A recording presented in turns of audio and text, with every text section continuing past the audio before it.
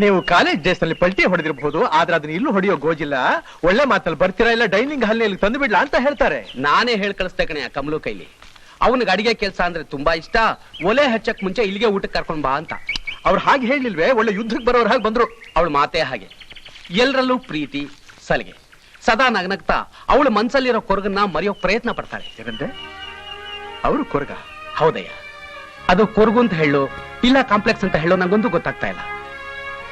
ನಮ್ ತಾಯಿ ಮನೆ ಕಡೆ ಬಣ್ಣ ಎಲ್ರದು ಕೆಂಪು, ಇವಳೆ ಸ್ವಲ್ಪ ಕಪ್ಪು. ನಮ್ಮ ಅಜ್ಜಿ ಇದ್ದಾಗ ಇವಳನ್ನ ಕರ್ಕಿ ಕರ್ಕಿ ಅಂತ ತಮಾಷೆ ಮಾಡ್ತಾ ಇದ್ರು.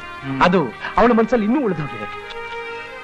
ಮಹೇಶ, ಪುರಂದರದಾಸರು ಹೇಳಿದ್ದಾರೆ, ಕಾಳಿಂದ ನದಿಯು ಕಪ್ಪು, ಕಾಮಿನಿಯರ ಕರಿಮಣಿ ಸರವು ಕಪ್ಪು, ಅಂಗನೆ ಕೇಳು ಮೂರು ಲೋಕದಿ ನಮ್ಮ ಪುರಂದರ ವಿಠಲನ ಮೂರುತಿಯು ಕಪ್ಪು ಅಂತ. ಕಪ್ಪು ಎನ್ನಲಿ ಬೇಡವೋ ಶ್ರೀಹರಿಯನ್ನು ಕಪ್ಪು ಎನ್ನಲಿ ಬೇಡವೋ?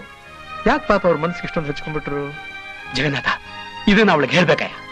ಹೇಳಲೇಬೇಕು.